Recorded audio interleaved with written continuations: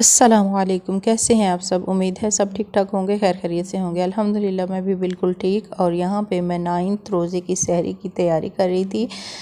तो सहरी टाइम में क्या होता है कि ईशल और इब्राहिम जो है ना वो भी किसी किसी दिन उठ जाते हैं, तो मुझे अपने इनके बाबा के और अज़ल्फ़ा के लिए नाश्ता बनाने के साथ सहरी बनाने के साथ साथ जो है ना इन दोनों के लिए भी पराठे वगैरह बनाने पड़ते हैं।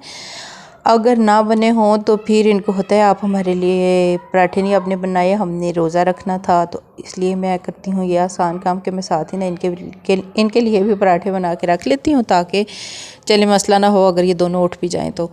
और फिर कहते दोनों इसी तरह ही हमने रोज़ा रखना है। फिर जब 12 बजते हैं तो मैं इब्राहिम को तो कहती हूँ कि कुछ ना कुछ खा लें आप, अभी आपका रोज़ा हो गया। बच्चों का 12 o'clock खुल जाता है, वही चिड़ी रोज़ा हम जो कहते हैं, बच्चों को चिड़ी रोज़ा रखवा देते हैं। ऐसे ही बच्चों को आदत बनती है ना। पहले हमारी माएँ हमें चिड़ी रोज़ा रखवाती होती थी कि सारा दिन अम्मी ने कहना बेटा आप ना चिड़ी रोज़ा रख लें, चिड़िया जिस तरह सारा दिन खाती रहती है ना, इस तरह बच्चे भी, छोटे बच्चे जो है ना वो भी सारा दिन खाते रहें तो उनका रोज़ा नहीं टूटता। और हम इतने खुश होते थे कि कितनी मौज है ना कि सारा दिन जो है वो हम लोगों ने रोज़ा भी रख लेना है और हमारा रोज़ा भी हो जाना है और हमने खाते पीते भी रहना है।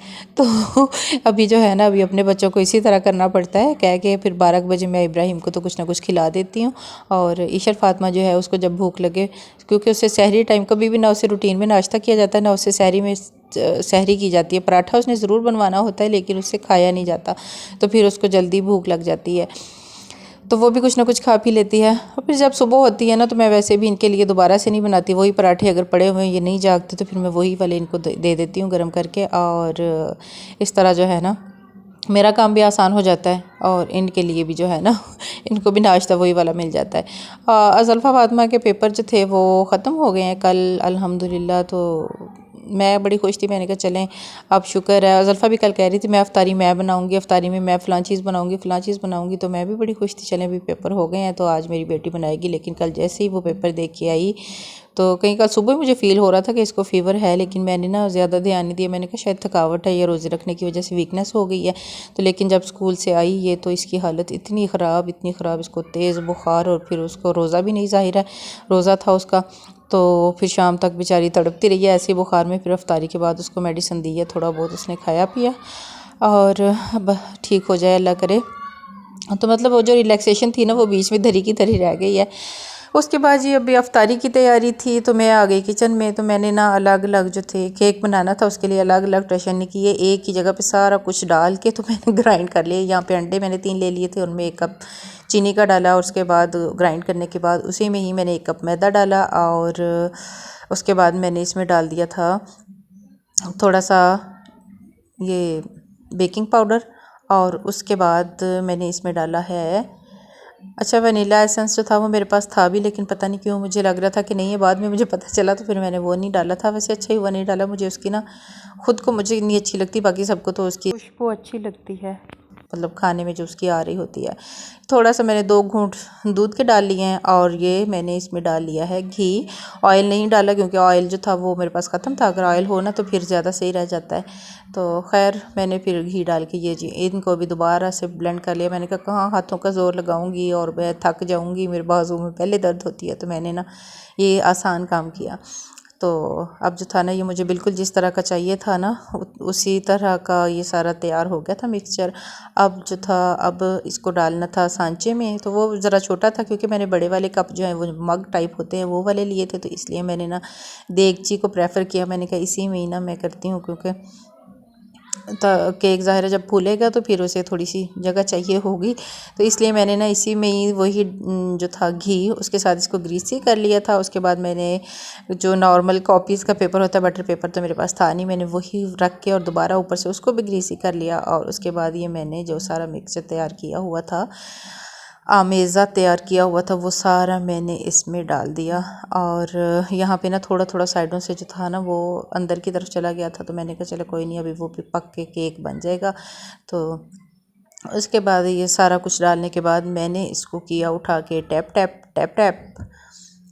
तो टैप टैप करने से क्या होता है, इसके बबल्स वगैरह जो है ना अगर बने हो, वैसे इसमें बहुत कम बने थे, तो अगर बन जाएं तो फिर वो जो है ना वो उनकी वजह से केक फट जाता है, तो इसलिए ज़रा उनको ख़त्म कर लें तो सही रहता है।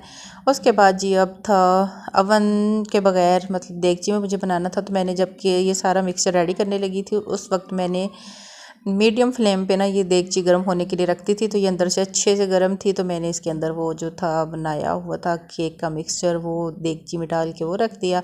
और अब मैंने यहाँ पे चेक किया था तकरीबन 30 मिनट्स के बाद, तो बज़ाहिर तो ये लग रहा था कि पक गया है, लेकिन जब मैंने इसमें यूँ चेक किया इसको तो नहीं, अंदर से कच्चा था, तो मैंने इसे दोबारा से ढाँप दिया। और मैंने कहा कि जब तक ये कुक होता है मैं तब तक ज़ोहर की नमाज़ पढ़ के आती हूँ, क्योंकि इस वक्त मैंने दोपहर टाइम में मैंने कहा ये इस तरह का काम है कि मैं पहले ही कर सकती हूँ। तो जब तक मैं ज़ोहर की नमाज़ पढ़ के आई, मतलब मुझे 20 मिनट लग गए होंगे, तो ये हमारा केक जो था ना ये माशाल्लाह से हो गया था तैयार।